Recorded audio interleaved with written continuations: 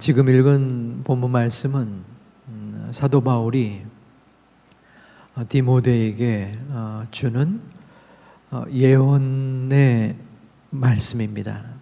내가 선한 싸움을 싸우고 하나님의 도를 지키며 복음을 위하여 애를 썼다. 여러 어르신들이 많이 계셔서 저희 교회는 나이 얘기를 하기는 좀 쑥스러운데 저도 이제 중년의 나이를 지나서 점점 지금까지 살아온 연수보다는 천국에 갈 그런 연수가 적은 것을 느끼면서 이 땅의 수한이 다 된 후 나는 나의 친지들과 후손들에게 무슨 간증을 할 수 있을까 그런 생각을 가끔 합니다. 나는 하나님 앞에 잘 살았다. 저희 부모님들의 마지막을 보면서 또 참 귀한 말씀, 또 믿음의 간증이 그 후손들과 또 사람들에게 얼마나 큰 힘이 되는 것을 느낄 수 있습니다. 예언과 같아 또 나중에 사별의 순간에 주는 말씀뿐 아니라 우리가 평상시에도 믿음의 고백을 할 수 있습니다. 우리 구역 예배에 또 구역 모임을 통하여 적용과 나눔을 하고 또 가정 예배에 적용의 나눔을 하는 것은 바로 그러한 연유입니다. 설교나 선포는 일방적일 수 있습니다. 하나님의 말씀이 성전에서 단에서 성도들에게 우리들에게 전파되는 것입니다. 그것을 받는 것이에요. 하지만 고백, 간증, 나눔은 일방형이 아니라 쌍방형입니다. 한 사람이 그 자신의 신앙을 이야기하고 전하고 또 그 말씀을 듣는 대상이 있는 것이에요. 그러면은 전하는 이나 또 듣는 이나 서로 간에 하나님의 은혜가 증폭되어지고 또한 나누면서 그 안에 은총의 여러 가지 요소가 함께 일어납니다. 오늘 우리가 이 시간에는 간증의 시간을 가지려 합니다. 지난주에 저희가 보이는 라디오 시간을 가졌어요. 많은 분들이 함께 자신이 전에 기억나는 또 인상 깊었던 또 어려움 속에서 함께 있었던 하나님을 기억하며 찬양에 섞인 자신의 신앙 고백, 간증을 나누었습니다. 오늘은 두 분의 간증을 또 이 자리에서 함께 나누려 합니다. 다음 주도 두 분이 있습니다.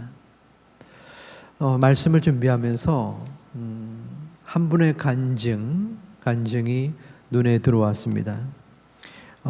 파니 제인 크로스비 여사인데요. 미국의 뉴욕주에 살았습니다.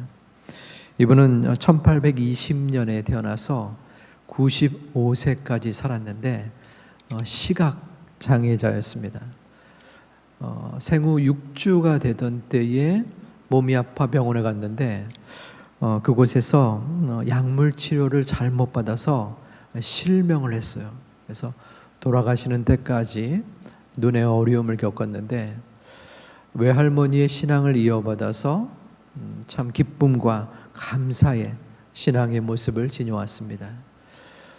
찬송가를 거의 9,000곡을 지었고 우리 한국인의 우리가 즐겨하는 찬송가 중에서도 여러 곡이 있었더라고요. 제가 미처 몰랐는데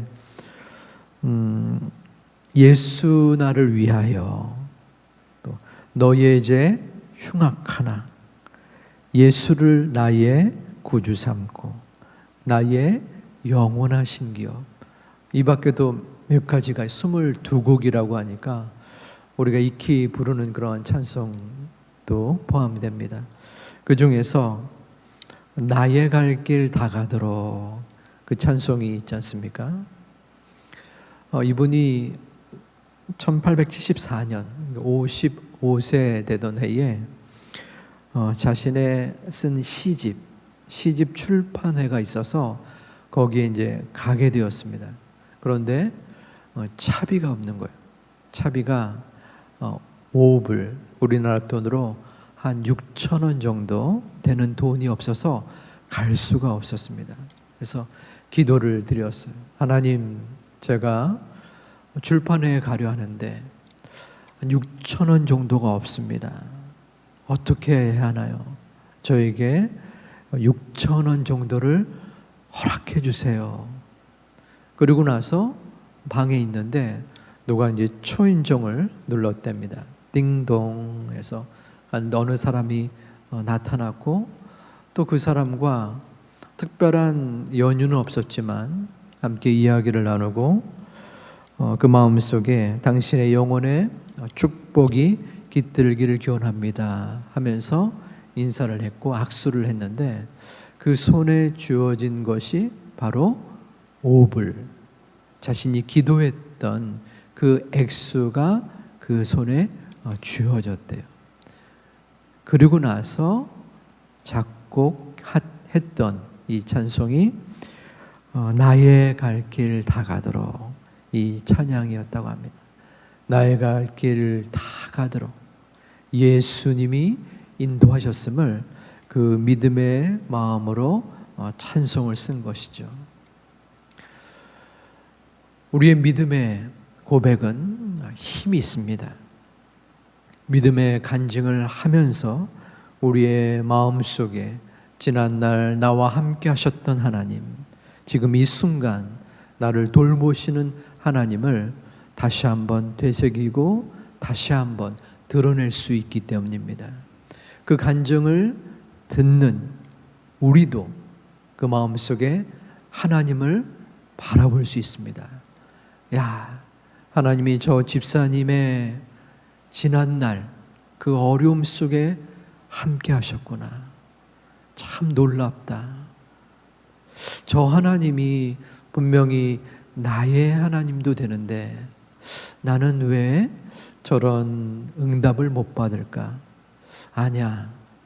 내가 미처 알지 못했지만 나에게도 하나님께서 함께 하시는 증거가 있을 거야 하면서 마음속에 도전이 되고 또한 하나님을 바라볼 수 있는 계기가 되기 때문입니다.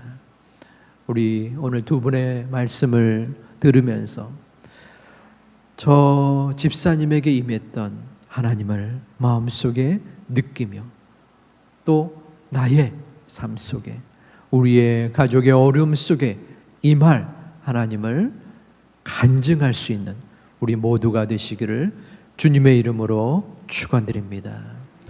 이 시간 첫 번째 믿음의 고백 또 간증을 하실 분은 원승용 집사님이십니다. 우리 교회 나눔마트가 이제 1년이 지나서 2년 차로 접어들었습니다.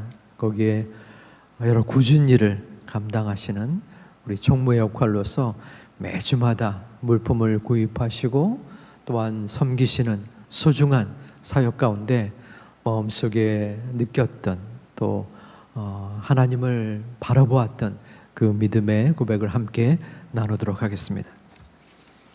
우리 집사님 나오실 때 박수로 맞이하겠습니다.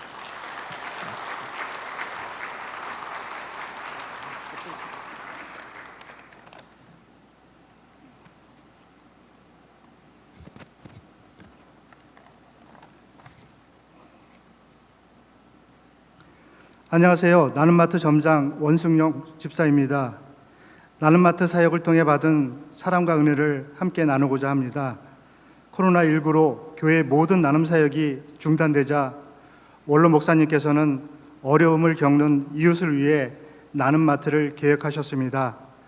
나눔 사역위원회를 중심으로 여러 나눔마트를 견학하고 각 기관의 장단점을 파악하여 제2교회만의 특화된 나눔마트를 준비하여 작년 6월에 개장하였습니다. 구입 과정과 철저한 시장 조사와 구매 방법을 연구하여 최적의 비용으로 양질의 물품을 수혜자들에게 드리고 있습니다. 매주 토요일 오전 10시부터 오후 2시까지 구 3일센터에서 시작하다가 올 6월부터는 교회 앞 임시성전을 단장하여 사용하고 있습니다. 매주마다 각 팀장님을 중심으로 봉사자들이 함께 섬기는데 도원동과 숭이 1, 2, 3동, 금창동, 사랑나눔터, 교회 내 교인 등 수혜자들은 현재 167명입니다. 나눔마트는 교회의 나눔 헌금으로 운영이 되지만 그 외에도 헌물해 주시는 성도님들과 부서들이 많이 있습니다. 초등부, 중등부, 중국인 예배부, 한미족 예배부, 절기마다 떡을 헌물하시는 권사님도 계십니다. 장로님 한 분은 현금으로 주셔서 수혜자들에게 성탄 헌물 세트를 준비하여 전달하기도 했습니다. 또한 교회와 전혀 연고가 없는 부부가 어려운 이웃을 위해 사용해달라고 쌀 10kg짜리 46포대를 교회에 기증하고 가셨습니다. 나눔은 또 다른 나눔을 만든다고 합니다. 사역 중 몇 가지 기억에 남는 분들이 있어 소개하고자 합니다. 숭이 1,3동 수혜자이신데 병원에서 암 수술을 받고 집에 와보니 먹을 음식이 하나도 없어 부득이 전화를 하여 필요한 물건을 요청하셨습니다. 저희 봉사자들은 그분에게 준비된 물품을 전달하여 드렸고 이후에 장문의 감사의 글을 보내주셨습니다. 두 번째 사연입니다. 초겨울 문턱 어느 날 한 수혜자가 물품을 수령하여 허름한 차 안에서 받은 물건 중 즉석죽을 드시는 것을 보고 마음이 아팠습니다. 얼마나 배고프면 데우지도 않고 추운 차 안에서 드실까, 그런 생각을 하는 가운데 더 잘 섬기고 잘 섬겨야 되겠다는 마음을 가졌습니다. 세 번째 사연입니다. 작년 7월 어느 날 허름한 옷차림의 50대 남자분이 몇 가지 물품을 수령하였는데 거동이 불편하여 1층까지 들고 내려가시는 것 자체 힘들었습니다. 함께 도와드려 1층까지 모셔다 드리고 집이 어디시냐고 물었더니 택시를 힘들어서 못 간다고 택시를 불러달라고 하셨습니다. 교회가 집이 어디시냐고 물었더니 교회 근방이었습니다. 그래서 집까지 모셔다 드리고 집 앞 쓰레기 청소를 해드리고 돌아왔습니다. 그 다음부터는 직접 오시지 마시고 마트에서 갖다 드리겠다고 하여 매달 배달을 해드리던 중 집 안을 보게 되었습니다. 그런데 그 집 안 상태는 사람이 사는 곳이 아니었습니다. 짐승이 살아도 이보다는 나을 것이라 생각하였습니다. 올 3월에 다시 방문하여 4월 따뜻할 때 대청소를 해드리기로 약속을 하였고 도원동 행정복지센터에서는 저희가 청소한 쓰레기를 치워주시기로 약속하였습니다. 그리고 필요한 전자레인지 등 그 가정에서 필요한 물품을 지원하기로 약속했습니다. 그러던 어느 날 도원동 행정복지센터에서 담당자로부터 연락이 왔는데 그 수혜자분이 돌아가셨다는 것입니다. 좀 더 빨리 청소해드리고 섬기고 도와드렸으면 하는 마음이 못했던 것이 마음이 아팠습니다. 성도 여러분, 나눔은 하나님의 사랑입니다. 받는 기쁨도 크지만 하나님의 사랑을 나누는 것은 더 큰 것 같습니다. 제가 지난주에 한갑이었습니다. 60년 동안 하나님의 사랑을 많이 받고 살았습니다.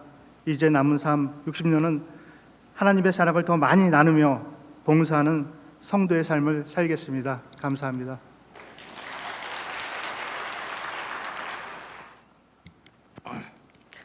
성도인들 안녕하세요. 저는 김영준 집사라고 합니다. 유한겔리온 전도를 통해서 받은 은혜와 감사를 나누려고 합니다. 제가 사실 이 원고를 다 외워왔는데 이 앞에 쓰니까 다리가 막 후들거리고 머리가 막 하얗고, 저는 여기서 할 줄 몰랐어요. 밑에서 할 줄 알았는데 그래서 말씀 한번 나누겠습니다. 저는 전도하면서 삶이 완전히 바뀐 케이스예요. 사실 제가 한 11년 정도 전에 하던 일이 잘 안 돼가지고 쫄딱 망했어요. 그래서 가지고 있는 돈도 다 어디론가 날아가고 빚도 2억 정도 됐고 신용불량자 그리고 직업도 마땅한 게 없었습니다. 그래서 그때 이제 우울증이 또 와가지고 매일매일 이제 극단적인 선택을 생각을 하고 있었어요. 그러다가 이제 말씀 하나가 이제 저한테 딱 들어왔는데 마태복음 6장 33절 말씀입니다. 너희는 먼저 그의 나라와 그의 의를 구하라. 그러면 이 모든 것을 너희에게 더하시리라. 그러니까 하나님이 저한테 이렇게 말씀하시는 것 같았어요. 형준아, 너 회복 불능이지. 너 억만징창이지. 그런데 내가 너의 이 삶을 다시 모든 것을 역전시켜 줄게. 그런데 조건이 하나 있어. 너는 먼저 그의 나라와 의를 구해. 이 말씀이었습니다. 그래서 제가 그 말씀을 아멘으로 붙잡았어요. 주님, 알겠습니다. 제가 이 말씀대로 할 테니 나중에 훗날 간증할 수 있도록 해달라고. 그게 바로 오늘입니다. 그래서 11년도에 이제 전도를 어떻게 할까 생각을 하다가 공원에서 이제 기타를 치면서 전도를 하겠다고 생각을 했어요.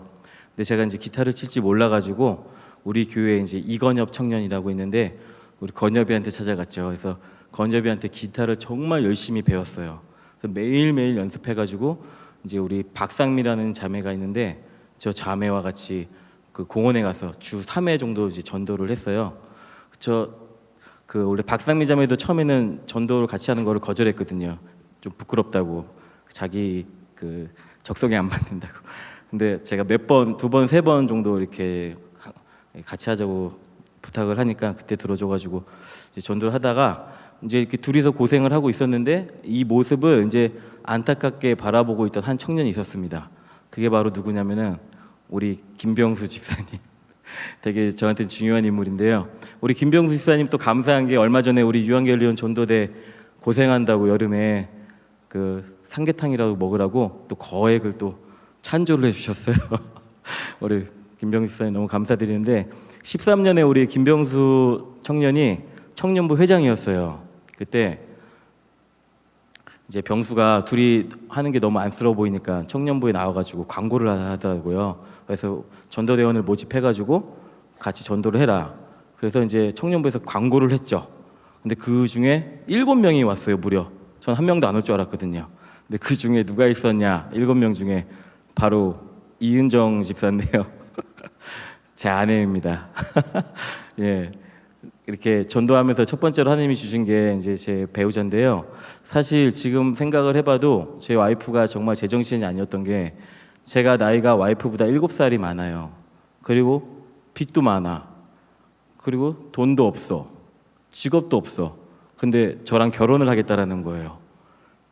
그래서 제가 지금 이런 상황이다라고 이제 설명을 했더니 자기가 모은 돈으로 같이 모은 돈을 가지고 결혼 자금도 되고 신혼비도 되고 그 전세 자금도 전세 그 빌라도 구해 가지고 그 대출 최대한 많이 받았어요, 와이프가. 그래서 와이프의 힘으로 이렇게 결혼을 했는데 또 우리 와이프가 참 감사한 게 집 참 이쁘죠. 저 당시에는 저게 최선이었습니다. 예, 와이프가 또 감사하게 처갓집에다가는 제가 전셋집을 구했다고 이렇게 얘기를 해줬어요. 참 이런 천사 같은 와이프가 또 어디 있을까. 어쨌든 이렇게 너무 감사드리고 그래서 전도한 사역가인데 하나님께서 이렇게 배우자를 주셨고 두 번째는 이제 직업이었습니다. 제가 그 당시에는 이제 좀 최저임금 받는 허드렛이라는 좀 잡부였어요. 그런데 사람들이 저한테 늘 자주 했던 얘기가 있었는데 영업을 한번 해보라는 거예요. 영업을 하면 참 잘할 것 같은데 왜 영업을 안 하냐고. 근데 사실 영업을 좋아하는 사람은 별로 없을 거예요. 왜냐면은 거절당하는 직업이잖아요. 그죠? 그래서 저는 이제 그런 생각을 하진 않았고 또 제가 원래 인사총무 사무직을 한 10년 정도 했습니다. 근데 신기하게도 10년 동안 일하면서 일을 잘한다는 소리를 한 번도 들어본 적이 없어요. 심지어는 진짜 창피한 얘기인데 일을 너무 못하니까 나가라고 이런 소리까지 들었습니다. 그래서 저는 그 당시 무슨 생각을 했냐면 제가 참 능력이 없는 사람이구나.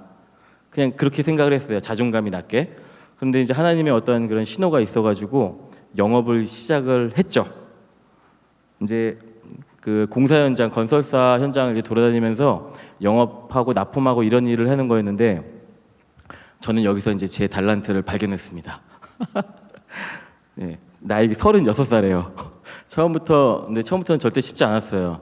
첫째 딸에 엄청 열심히 영업했는데 첫째 딸, 둘째 딸 수입이 한 푼도 없었습니다. 0원. 셋째 딸에 57만 원 벌었어요. 정확히 기억이 나더라고요. 사실 그런 상황이라면은 그 일을 하면 안 돼요. 빨리 다른 일을 찾아야 되는데 저는 그 당시는 되게 간절했어요. 정말 열심히 일을 했던 것 같아요. 제 느낌으로는 24시간 일을 했어요. 꿈에서도 영업하는 꿈을 꿨습니다.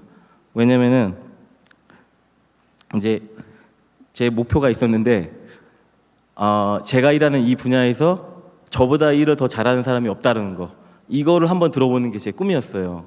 그리고 이제 출근하면서 이제 늘 기도했던 게 뭐냐면, 하나님, 평생 열매 없던 제 인생 아시잖아요. 저는 이제부터 정말 열매 맺는 인생을 한번 살아보고 싶어요. 주님 도와주시옵소서. 늘 이렇게 기도를 했고, 그러면서 이제 두 가지 말씀을 늘 마음속에 되뇌었거든요. 첫 번째 말씀은 손에 쟁기를 잡고 뒤를 돌아보는 자는 하나님 나라에 합당하지 않는다. 이 말씀 아시잖아요. 저희가 어떤 목표를 이루고 성과를 이뤄도 절대 뒤를 돌아보지 않았습니다. 왜냐하면 그런 모습에 제가 안주하는 게 되게 무서웠거든요. 그리고 두 번째 또 제가 늘 기억했던 말씀은, 자기 일에 능숙한 자를 보았느냐? 그는 왕 앞에 설 것이요 천한 자 앞에 서지 아니할 것이라. 이 말씀이 있어요. 자기 일에 능숙한 자, 그러니까 하나님이 인정하시는 능숙한 자가 되는 게 제 목표였습니다. 그렇게 매일 새벽 6시에 일어나가지고 이 수도권에 있는 공사장이랑 공사장을 다 돌아다녔습니다. 정말 미친 듯이, 죄송합니다, 미친 듯이 열심히 돌아다녔어요. 그렇게 8년이 되니까, 지금 이제 8년이 됐거든요. 제가 일을 한지. 근데 여기가 인천 제2교잖아요. 제가 전국에서 2등 하고 있습니다. 하나님 감사드려요. 여기가 제3교회였으면 제가 3등할 뻔했는데 감사하게도 2교회여가지고 사실 제가 전국에서 지금 순위로 1등, 2등 이렇게 하고 있어요. 사실 저는 제가 그 11년 전에 그 극단적인 선택을 했을 때 지금 이런 삶을 살고 있을 거라고는 정말 단 한 번도 생각을 해본 적이 없습니다. 하나님 정말 대단하신 것 같아요. 그렇게 하나님이 이제 배우자도 주시고 직업도 주시고 남은 거는 물질인데, 이제 사람마다 좀 기준이 있잖아요. 근데 제 입장에서는 돈을 이렇게 많이 벌어도 되나 싶을 정도로 하나님이 물질을 많이 부어주고 계십니다. 그래서 처음 하나님께서 주셨던 그 마태복음 6장 33절 말씀처럼 배우자, 직업, 물질, 이 모든 것을 역전시켜준 하나님께 영광을 돌립니다. 예, 여기까지 오기까지 물심양면으로 도와주신 분들이 굉장히 많아요. 기도, 응원, 때로는 식사로 우리 임성수, 안동국 구태현 집사님, 김상숙 권사님, 권호용, 이영일 장로님, 그 중에서도 제가 제일 감사드리고 싶은 분이 계신데 저기 앉아 계시는 우리 임민석 장로님. 제가 아버지가 일찍 돌아가셨는데 우리 장로님이 늘 아들같이 대해주시고, 제가 여기서 엎드려서 사실 절이라도 하고 싶습니다. 우리 민석 장로님께 정말 너무나도 감사드려요. 그리고 마지막으로 전도 현황 좀 설명하고 마치도록 하겠습니다. 지금 현재 옆에 있는 신축 아파트에서 지금 전도하고 있고요. 예, 사진 이렇게 보여주시면 저희가 이렇게 식탁 교제도 나누고 있습니다. 구태현 집사님, 양태현 집사님, 이지혜, 박현우 청년 이렇게 같이 전도하고 있고요. 그 다음에 저희가 전도뿐만 하는 것이 아니라 저희가 이제 전도지에다가 이렇게 소정의 돈을 넣어가지고 우리가 이제 박스 줍는 어르신들이나 이제 노숙자분들 이렇게 돌아 보이면은 저희가 이렇게 나눔도 하면서 전도도 같이 하고 있어요. 그리고 요즘에 어르신들이 생각하시기 요즘 20대들 예전 같지 않다 생각하시겠지만 저 사진을 한번 보시면은 이 구사랑 청년이거든요. 부모님이 저렇게 전도를 열심히 하니까 구사랑 청년도 받은 용돈을 저렇게 모아뒀다가 노숙자들이나 이렇게 박스 줍는 어르신들에게 저렇게 나눔을 하고 있는데 정말 저 모습이 너무 아름답지 않나요? 그 제가 최근에 마지막으로 가장 감동받아가지고 운 사건이 있었어요. 이게 뭐냐면은 우리 박현유 그 청년이 같이 전도하고 있는데 이제 옆에서 아파트에서 전도를 하다가 중국인을 만났어요. 중국인을 만나면 말이 안 통하잖아요. 그럼 저 같으면은 당연하게 전도용품만 이렇게 나눠주고 이렇게 갈 거거든요. 근데 우리 박현우 청년 한번 봐보세요. 네이버 번역기에다가 저렇게 번역을 하고 있는 거예요. 네, 교회 나오라는 저 문구를 번역을 해가지고 그 중국인한테 저렇게 음성으로 들려주는 거예요. 정말 대단하지 않습니까? 예, 저런 청년의 삶을 어찌 하나님이 책임져 주시 않으실까요? 이런 생각이 들었어요. 전도할 때 가장 많이 생각하는 구절이 있습니다. 다니엘서 12장 3절 말씀인데요. 많은 사람을 옳은 대로 돌아가게 한 자는 별과 같이 영원토록 빛나리라는 말씀이에요. 전도하는 우리는 하나님의 영원한 스타라고 생각을 합니다. 저는 하나님의 살아계심과 역사하심을 가장 가까이에서 볼 수 있는 자리가 바로 전도의 현장이라는 것을 깨닫게 되었어요. 그래서 성도님들도 같이 오셔가지고 전도하면서 놀라운 하나님의 역사를 함께 경험했으면 좋겠습니다. 감사합니다.